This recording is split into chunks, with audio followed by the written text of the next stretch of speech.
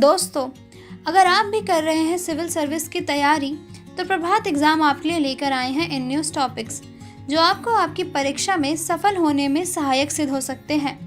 लेकिन उससे पहले अगर आप हमारे चैनल पर पहली बार आए हैं तो हमारे चैनल को सब्सक्राइब करना ना भूलें। तो चलिए स्टार्ट करते हैं आज का in news topic. BIMSTEC Bengal की खाड़ी बहुक्षेत्रीय तकनीकी और आर्थिक सहयोग पहल अर्थात बिम्स्टेक इस वर्ष अपनी स्थापना के 25 वर्ष पूरे कर रहा है। ध्यातव्य है कि इसका गठन जून 1997 में बैंकॉक में शुरू हुआ था। बिम्स्टेक का 5वां शिखर सम्मेलन 30 मार्च को कोलंबो में आयोजित होगा। क्या है बिम्स्टेक? बिम्स्टेक दक्षिण एशिया और दक्षिण पूर्व एशिया के 7 देशों का एक अंतर्राष्ट्रीय संगठन है। वर्ष 1997 में बंगाल की खाड़ी क्षेत्र को एकीकृत करने के प्रयास में इस समूह की स्थापना की गई थी। मूल्य रूप से इस समूह में बांग्लादेश, भारत, श्रीलंका और थाईलैंड शामिल थे। बाद में म्यांमार, नेपाल और भूटान भी इसके सदस्य बन गए। बिम्स्टेक में अब दक्षिण एशिया के 5 देश और आसियान के 2 देश शामिल हैं तथा यह दक्षिण एशिया और दक्षिण पूर्व एशिया के मध्य एक सेतु की भूमिका भी निभाता है। इस समूह में मालदीव, अफगानिस्तान और पाकिस्तान को छोड़कर दक्षिण एशिया के सभी प्रमुख देश शामिल हैं। बिम्स्टेक क्षेत्र का महत्व। बिम्स्टेक के 7 देशों और इसके आसपास के विश्व की कुल आबादी का लगभग 5वां भाग निवास करता है और इसका संयुक्त रूप से सकल घरेलू उत्पाद $2.7 ट्रिलियन के करीब है। बंगाल की खाड़ी प्राकृतिक संसाधनों से भरपूर है जिसका अभी तक दोहन नहीं किया गया है। विश्व में व्यापार की जाने वाली कुल सामग्री का लगभग 1/4 भाग प्रतिवर्ष बंगाल की खाड़ी से होकर गुजरता है। भारत के लिए बिम्स्टेक का महत्व। इस क्षेत्र की सबसे बड़ी अर्थव्यवस्था के रूप में भारत के लिए यह क्षेत्र काफी महत्वपूर्ण है। बिम्स्टेक न केवल दक्षिण और दक्षिण पूर्व एशिया के लोगों को जोड़ता है बल्कि महान हिमालय और बंगाल की खाड़ी की परिस्थितिकी को परस्पर संबद्ध करता है। भारत के लिए यह नेबरहुड फर्स्ट और एक्ट ईस्ट की प्रमुख विदेश नीति प्राथमिकताओं को कार्यान्वित करने के लिए एक प्राकृतिक मंच है। भारत के लिए बिम्स्टेक से संबद्धता का एक प्रमुख कारण इस क्षेत्र की विशाल संभावनाएं हैं जो दक्षिण और दक्षिण पूर्व एशिया के देशों के साथ महत्वपूर्ण संपर्क मार्ग खोलती है। लगभग 300 मिलियन लोग या भारत की लगभग 1/4 आबादी बंगाल की खाड़ी से सटे 4 तटीय राज्यों में निवास करती है। रणनीति दृष्टिकोण से बंगाल की खाड़ी, जो कि मलका जलडम रूपध्याय के लिए एक कीप की भांति है, लगातार प्रभावशाली होते जा रहे चीन के लिए हिंद महासागर तक अपनी पहुंच बनाए रखने के लिए एक प्रमुख थिएटर के रूप में उभरा है। चूंकि चीन द्वारा हिंद महासागर में पनडुब्बियों तथा जहाज़ों की आवाजाही में बढ़ोतरी सहित बंगाल की खाड़ी क्षेत्र में प्रभुत्व जमाने वाली गतिविधियां की जा रही हैं। ऐसे में बिम्स्टेक देशों के साथ अपने संबंधों को मजबूत करना भारत के हित में होगा। तो चलिए स्टार्ट करते हैं हम आज का इन न्यूज़ टॉपिक। भारतीय संविधान का अनुच्छेद 371। अरुणाचल प्रदेश के मुख्यमंत्री पेमा खांडू अनुच्छेद 371H में संशोधन की मांग करने हेतु शीघ्र ही एक सर्वदलीय प्रतिनिधि मंडल का नेतृत्व करने की योजना बना रहे हैं। अनुच्छेद 371H में अरुणाचल प्रदेश से संबंधित विशेष प्रावधान है जिसमें संशोधन करके राज्य को संविधान के अनुच्छेद 371A के तहत नागालैंड के लिए विशेष प्रावधानों के बराबर रखा जा सकेगा। कुछ अन्य भी हैं मांगे। राज्य से संबंधित विशेष प्रावधानों को अनुच्छेद 371H में संशोधन करके इसमें राज्य की जनजातियों के धार्मिक या सामाजिक प्रथाओं के संरक्षण, राज्य की जनजातियों के प्रथागत कानून और प्रक्रिया, जनजातियों के प्रथागत कानूनों के अनुसार नागरिक और आपराधिक प्रशासन संबंधी प्रावधान तथा राज्य की भूमि एवं संसाधनों पर स्थानीय लोगों के स्वामित्व और हस्तांतरण की सुरक्षा को शामिल करते हुए और मजबूत किया जाना चाहिए। जनजाति समुदायों के अधिकारों और प्रथागत कानूनों की रक्षा के लिए यह आवश्यक है। क्या है अनुच्छेद 371? संविधान के भाग 21 में अस्थायी संक्रमणकालीन और विशेष प्रावधान शीर्षक के अंतर्गत अनुच्छेद 369 से 392 तक शामिल हैं। संविधान के अनुच्छेद 371 में पूर्व उत्तर के 6 राज्यों सहित कुल 11 राज्यों के लिए विशेष प्रावधान किया गया है। अनुच्छेद 370 और अनुच्छेद 371 संविधान के लागू होने के समय अर्थात 26 जनवरी 1950 संविधान का हिस्सा थे तथा अनुच्छेद 371 ए से लेकर 371 जे तक संविधान के बाद शामिल किए गए। अनुच्छेद 371 का महत्व।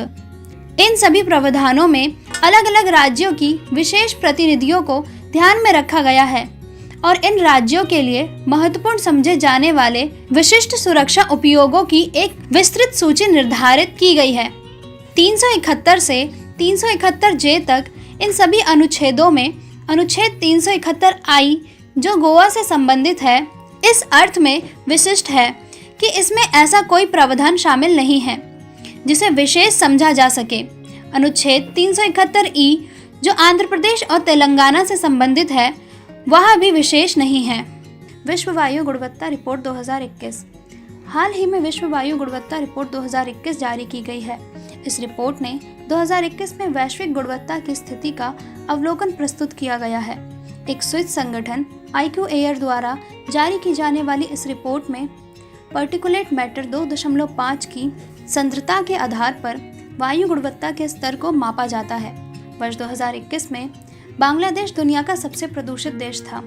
बांग्लादेश ने 2021 में विश्व स्वास्थ्य संगठन WHO द्वारा अनुशंसित 5 माइक्रोग्राम प्रति क्यूबिक मीटर के अधिकतम अनुमेय स्तर के मुकाबले 2021 में औसत PM 2.5 स्तर 76.9 माइक्रोग्राम प्रति क्यूबिक मीटर दर्ज किया गया।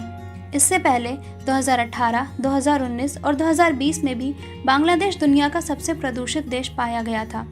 आंकड़ों से पता चला है कि दुनिया का एक भी देश 2021 में WHO की वायु गुणवत्ता मानक को पूरा करने में कामयाब नहीं हुआ। पूरी दुनिया में 93 शहरों में PM 2.5 को अनुशंसित स्तर का 10 गुना अधिक पाया गया। वर्ष 2021 के दौरान शहरों में बांग्लादेश का ढाका विश्व का दूसरा सबसे प्रदूषित शहर रहा, जिसमें PM 2.5 का स्तर 78.1 था। वर्ष 2021 में भारत की राजधानी नई दिल्ली दुनिया की सबसे प्रदूषित शहर रही है, जिसका PM 2.5 स्तर 85.1 था। रिपोर्ट में भारत का प्रदर्शन। नई दिल्ली लगातार चौथे वर्ष दुनिया का सबसे प्रदूषित राजधानी शहर बना हुआ है। रिपोर्ट के अनुसार 2021 में मध्य और दक्षिण एशिया के 15 सबसे प्रदूषित शहरों में से 11 शहर भारत में हैं। 35 भारतीय शहरों को 2021 के लिए सबसे खराब वायु गुणवत्ता टैग के तहत सूचांक द्वारा सूचीबद्ध किया गया है। इस सूची में राजस्थान का भिवाड़ी शहर सबसे ऊपर है और उसके बाद गाजियाबाद उत्तर प्रदेश का भी स्थान है। वायु प्रदूषण से जुड़ी चिंताएं। वायु प्रदूषण को अब दुनिया का सबसे बड़ा पर्यावरणीय स्वास्थ्य खतरा माना जाता है, जो हर साल दुनिया भर में 70 लाख मौतों का कारण बनता है। वायु प्रदूषण अस्थमा से लेकर कैंसर, फेफड़ों की बीमारियों और हृदय रोग तक कई बीमारियों का कारण बनता है। वायु प्रदूषण की अनुमानित दैनिक आर्थिक लागत $8 अरब या सकल विश्व उत्पाद का 3 से 4% आंकी गई है। सरकारों द्वारा किए जाने वाले उपाय। वायु प्रदूषण उत्सर्जन में कमी। व्यक्तिगत और औद्योगिक उपयोग के लिए स्वच्छ वायु वाहनों के उपयोग को प्रोत्साहित करने के लिए कानून का निर्णय। अक्षय ऊर्जा स्रोतों में निवेश। आंतरिक दहन इंजनों के उपयोग को सीमित करने के लिए वित्तीय प्रोत्साहन प्रदान किया जाना चाहिए, जैसे ट्रेड इन कार्यक्रम। बैटरी और मानव संचालित परिवहन विधियों के उपयोग को प्रोत्साहित करने के लिए सब्सिडी प्रदान करें। स्वच्छ और नवीकरणीय ऊर्जा स्रोतों के लिए सार्वजनिक परिवहन और बिजली का विस्तार किया जाना चाहिए। आखिर क्या है रेजंग ला की लड़ाई? क्यों हो रही है अहिर रेजिमेंट की मांग? अहिर समुदाय के सदस्यों द्वारा भारतीय सेना में अहिर रेजिमेंट का गठन किए जाने की मांग की जा रही है। अहिरवाला क्षेत्र में दक्षिण हरियाणा के रेवाड़ी, महेंद्रगढ़ और गुड़गांव जिले शामिल हैं और यह क्षेत्र 1857 के विद्रोह के अहिर नायक राव तुला राम से जुड़ा हुआ है। 1962 में चीन के साथ हुई रेजंगला की लड़ाई में हरियाणा के अहीर सैनिकों की बहादुरी की कहानी के बाद यह समुदाय राष्ट्रीय स्तर पर सुर्खियों में आया था। इस क्षेत्र से परंपरागत रूप से भारतीय सेना में बड़ी संख्या में सैनिक शामिल होते हैं। क्या है अहीर समुदाय की मांग? इस समुदाय के सदस्य लंबे समय से तर्क देते आ रहे हैं कि अहीर अपने नाम पर एक पूर्ण इन्फेंट्री रेजिमेंट के लायक है और मौजूदा कुमाऊं रेजिमेंट में केवल 2 बटालियन और अन्य रेजिमेंट में एक निश्चित प्रतिशत उनके लिए पर्याप्त नहीं है। मांग पर सेना की प्रतिक्रिया। भारतीय सेना ने किसी भी नए वर्ग या जाति आधारित रेजिमेंट की मांग को खारिज कर दिया है। सेना का कहना है कि Dogra regiment, Sikh regiment, Rajput regiment और पंजाब रेजिमेंट जैसी जातियों और क्षेत्र पर आधारित पुरानी रेजिमेंट जारी रहेंगी। Ahir regiment, Himachal regiment, Kalinga regiment, Gujarat regiment या किसी भी आदिवासी रेजिमेंट की मांग पर विचार नहीं किया जाएगा। 18 नवंबर 2021 को रेजंगला की लड़ाई को 59 वर्ष पूरे हो गए। इस अवसर पर रक्षा मंत्री द्वारा लद्दाख के चुशुल में पुनर्निर्मित रेजंगला स्मारक का उद्घाटन किया गया था, जिसके बाद से अहीर रेजिमेंट की मांग तेज हो गई है। रेजंगला की अवस्थिति।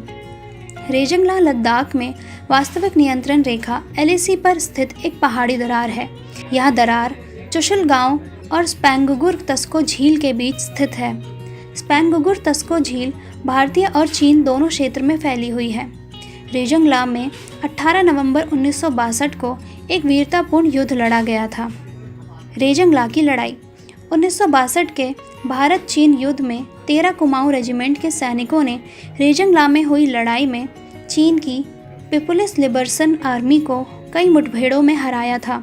संख्या में काफ़ी कम होने के बावजूद रेजिमेंट के सैनिकों ने अत्यधिक कम तापमान और सीमित गोला बारूद के साथ लड़ाई लड़ी और आखिरी सैनिक के जीवित रहने तक यह युद्ध जारी रखा।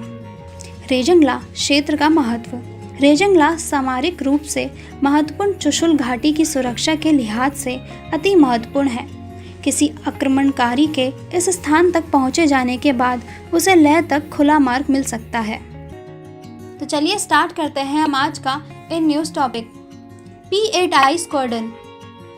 हाल ही में भारतीय नौसेना के दूसरे P-8I विमान squadron Indian Navy air squadron 316 यानी INAS 316 को भारतीय नौसेना में शामिल कर लिया गया है। INAS 316 को कॉन्डोरस नाम दिया गया है, जो विशाल पंखों की सहायता से उड़ने वाले पृथ्वी के सबसे बड़े पक्षियों में से एक है। इस स्क्वाड्रन को विशेष रूप से ऑप्शन क्लॉज अनुबंध के तहत खरीदे गए 4 नए P-8I विमानों के लिए तथा IOR में किसी खतरे का निवारण करने, पता लगाने और नष्ट करने के लिए नियुक्त किया गया है। एडमिरल R हरिकुमार ने कहा कि भारत हिंद महासागर क्षेत्र में एक पसंदीदा सुरक्षा भागीदार है, जो इस क्षेत्र में प्रभावी रणनीतिक भूमिका निभाने में हमारे देश की क्षमता और इसकी परिचालन पहुंच का विस्तार करने की आवश्यकता को दर्शाता है। भारतीय नौसेना इस प्रतिबद्धता का अभिन्न अंग है और इस उद्देश्य के अनुपालन में INAS 316 की कमीशनिंग हिंद महासागर क्षेत्र में समुद्री सुरक्षा और निगरानी को बढ़ाने की दिशा में एक महत्वपूर्ण उपलब्धि है। क्या है INAS 316 का दूसरा नाम? INAS 316 को कॉन्डोरस नाम दिया गया है, जो विशाल पंखों की सहायता से उड़ने वाले पृथ्वी के सबसे बड़े पक्षियों या उड़ने वाले उपकरणों में से एक है। इस स्क्वाड्रन के प्रतीक चिन्ह में समुद्र के विशाल नीले विस्तार में खोज करते हुए एक कॉन्डोर को दर्शाया गया है। क्यों दिया गया है नाम कॉन्डोरस? INAS 316 को दुनिया के सबसे बड़े उड़ने वाले पक्षियों में से एक के बाद द कॉन्डोरस नाम दिया गया है। कॉन्डोरस को एक उत्कृष्ट संवेदी क्षमताओं, शक्तिशाली और तेज नाखूनों और बड़े विशाल पंखों के लिए जाना जाता है, जो वायुयान की क्षमताओं और स्क्वाड्रन की परिकल्पित भूमिकाओं का प्रतिरूपण है। निगरानी और आक्रमण में सक्षम है विमान। INAS 316 बोइंग P-8I विमानों का संचालन करेगा। यह मल्टी रोल लॉन्ग रेंज टोही एंटी सबमरीन वॉरफेयर विमान है, जिसे एयर टू शिप मिसाइलों और टॉरपीडो की श्रृंखला से लैस किया जा सकता है। यह गेम चेंजर विमान समुद्री निगरानी और आक्रमण करने, इलेक्ट्रॉनिक युद्ध मिशन, खोज और बचाव, वेपन प्लेटफॉर्मों के लिए लक्षित डेटा उपलब्ध कराने, भारतीय सेना और भारतीय वायुसेना के लिए महत्वपूर्ण निगरानी जानकारी प्रदान करने के लिए सक्षम मंच है। इसके अलावा यह हिंद महासागर क्षेत्र में दुश्मन के जहाज़ों और पनडुब्बियों का पता लगाने और उन्हें बेअसर करने में भी सक्षम है। इस स्क्वाड्रन को विशेष रूप से ऑप्शन क्लॉज अनुबंध के तहत खरीदे गए 4 नए P-8I विमानों के लिए तथा IOR के किसी खतरे का निवारण करने, पता लगाने और नष्ट करने के लिए नियुक्त किया गया है। ये विमान 30 दिसंबर 2021 से हंसा से संचालित हो रहे हैं और यह स्क्वाड्रन पुनः स्पेक्ट्रम सतह और उप सतह नौसेना संचालन के साथ एकीकृत है। कौन संभाल रहा है कमान? INS 316 की कमान कमांडर अमित महापात्रा संभाल रहे हैं, जो एक कुशल बोइंग P-8I पायलट हैं, जिन्हें व्यापक परिचालन अनुभव प्राप्त है। उन्होंने IL-38 और डोर्नियर 228 जैसी समुद्री हवाई प्लेटफॉर्मों से उड़ानें भरी हैं और INS बारातंग की कमान संभालने के साथ ही INS तरकश के कार्यकारी अधिकारी के रूप में भी कार्य किया है। दोस्तों, अगर आपको हमारे ये वीडियो पसंद आया हो तो हमारे इस वीडियो को लाइक और शेयर ज़रूर करें। तब तक के लिए धन्यवाद। ध्रुवीय विज्ञान और क्रायोस्फीयर योजना। हाल ही में भारत सरकार द्वारा ध्रुवीय विज्ञान और क्रायोस्फीयर योजना को 2021 से 2026 तक जारी रखने के लिए अनुमोदित किया गया है। क्या है पीसर योजना? ध्रुवीय विज्ञान और क्रायोस्फीयर अनुसंधान योजना में अंटार्कटिका कार्यक्रम, भारतीय आर्कटिक कार्यक्रम, दक्षिण महासागर कार्यक्रम और क्रायोस्फीयर और जलवायु कार्यक्रम शामिल हैं। इस योजना को पृथ्वी विज्ञान मंत्रालय के अधीन एक स्वायत्त अनुसंधान राष्ट्रीय ध्रुवीय और महासागर अनुसंधान केंद्र के माध्यम से सफलतापूर्वक कार्यान्वित किया जा रहा है। क्रायोस्फीयर क्या है? क्रायोस्फीयर पृथ्वी तंत्र में जमा हुआ जलभाग होता है। पृथ्वी पर कुछ स्थान इतने ठंडे होते हैं कि वहां पानी जम जाता है। साल में कुछ समय के लिए इन हिम या बर्फ क्षेत्रों में तापमान 0 डिग्री सेल्सियस से भी नीचे पहुंच जाता है और तब ये क्रायोस्फीयर का निर्माण करते हैं। क्रायोस्फीयर शब्द मूलतः ग्रीक शब्द क्रियोस से लिया गया है, जिसका अर्थ ठंडा होता है। क्रायोस्फीयर का एक हिस्सा पृथ्वी के स्थलीय भाग में पाई जाने वाली हिम या बर्फ होता है। इसमें क्रायोस्फीयर के सबसे बड़े भाग जैसे कि ग्रीनलैंड और अंटार्कटिका में पाई जाने वाली महाद्वीपीय हिम चादरें, हिम टोपी, ग्लेशियर और हिमावरण एवं पार्माफ्रॉस्ट क्षेत्र शामिल होते हैं। जब महाद्वीपीय हिम स्थलीय क्षेत्र से समुद्र की ओर बहती हुई सतह पर तैरती है तो इसे हिम शेल्फ कहा जाता है। क्रायोस्फीयर का दूसरा भाग पानी में पाए जाने वाला हिम या बर्फ होता है। इसमें समुद्र के जमे हुए हिस्से जैसे कि अंटार्कटिका और आर्कटिका के आसपास का जमा हुआ जल शामिल होता है। इस भाग में मुख्य रूप से ध्रुवीय क्षेत्रों में पाई जाने वाली जमी हुई नदियां और झील भी शामिल होती हैं। क्रायोस्फीयर का महत्व। क्रायोस्फीयर के घटक पृथ्वी की जलवायु में महत्वपूर्ण भूमिका निभाते हैं। हिम और बर्फ सूर्य से निकलने वाली ऊष्मा को परिवर्तित करते हैं, जिससे हमारे ग्रह के तापमान को नियंत्रित करने में मदद मिलती है। धृतव्य है कि ध्रुवीय क्षेत्र जलवायु परिवर्तन के प्रति सबसे अधिक संवेदनशील हैं। अतः क्रायोस्फीयर उन पहले स्थानों में से हो सकता है जहां वैज्ञानिकों द्वारा जलवायु में होने वाले वैश्विक परिवर्तनों की पहचान आसानी से की जा सकती है। ध्रुवीय विज्ञान और क्रायोस्फीयर अनुसंधान योजना में निम्नलिखित 6 घटक शामिल हैं। नंबर 1, ध्रुवीय अनुसंधान पोत का निर्माण। नंबर 2, अंटार्कटिका में तीसरे शोध केंद्र का निर्माण। नंबर 3, आर्कटिका में भारतीय वैज्ञानिक अभियान। नंबर 4, अंटार्कटिका ध्रुवीय अभियान। नंबर 5, मैत्री स्टेशन का प्रतिस्थापन।